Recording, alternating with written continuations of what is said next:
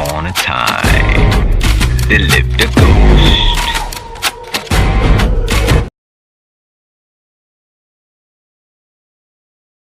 நம்ம float service எப்படி எடுக்கிறதுன்னு கற்றுக்க போகிறோம். கற்றுக்கிட்டு முன்னாடி பந்தை எப்படி எடுக்கிறதுன்னு சொல்லிடுறோம். நம்ம எப்பயும் நார்மல் பால் ஃபர்ஸ்ட் பாஸ் பிடிக்கிற மாதிரி ஃப்ளோட் சர்வீஸ் ஃபர்ஸ்ட் பாஸ் பிடிக்க முடியாது. ஒருத்தவங்க சர்வீஸ் ஒரு மாதிரி இருக்கும். இப்போ நார்மல் சர்வீஸ் வந்து நம்ம கை ஸ்லோவாக தட்டுறாங்க, வேகமாக தட்டுறாங்கன்னு கையை வச்சாலே போயிடும். ஜம்ப் சர்வீஸாக ஓரளவு கையை வச்சா நம்ம நிற்கும்.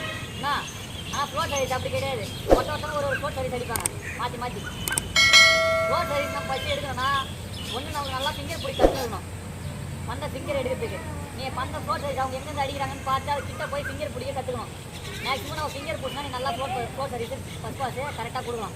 மேக்ஸிமம் அப்படி இல்லை எனக்கு அண்ட்ரமில் எடுக்கிறேன்னா அண்ட்ரம் எடுத்தால் கூட இடுப்புக்கு கீழே இப்படி தான் பந்தை இப்படி தான் எடுக்கணும். இடுப்புக்கு மேலேயே இடுப்புக்கு கீழே கொஞ்சம் விட்டாலும் பந்து வெட்டிக்கும். சரியா? அதே போல் பந்தை இப்படி சைடில் விட்டு பிடிக்கலாம். ஃப்ளோட் சர்வீஸை பந்தை பிடிச்சா இல்லை நான் இப்படி விட்டு பிடிச்சேன்னா நிற்காது பந்து. பந்தை வேணால் வாங்கிட்டு சைடில் விட்டு தரலாம். அதுவும் வேகமாக அடிக்கிற ஃப்ளோட் சர்வீஸை பிடிக்க முடியாது. எக்காரத்தை கொண்டு பந்தை ஃப்ளோட் சர்வீஸ் கிட்ட இன்னும் பார்த்துட்டு அங்கேருந்து சர்வீஸ் வர வரைக்கும் பார்த்துட்டு கீழே ஊந்தவொடனே நம்ம இப்படி கையை வச்சு எடுத்தால் பந்து வெட்டின்னு ஓடுறோம். ஃபர்ஸ்ட் பாஸாக அந்த மாதிரி பிடிக்கக்கூடாது.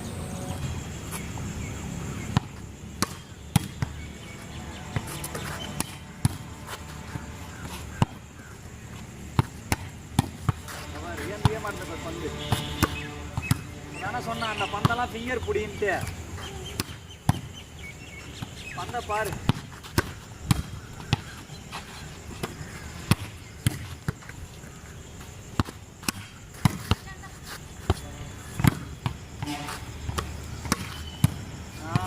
கை நீட்டி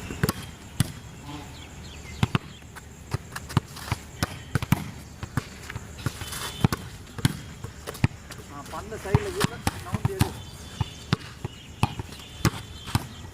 வெட்டி விடு. அப்படிதான் கிட்டவா வர வர பின்னாடி போய் நேர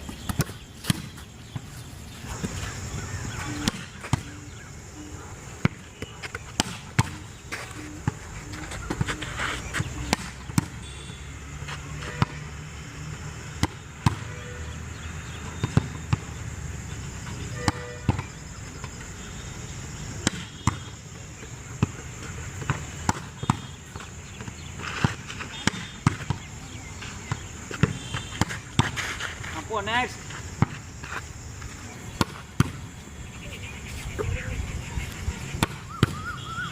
கை நேரம் எதிராத ஆஹா சரி கை நிறுத்தி ஏமா கை மடக்காத நிறுத்து.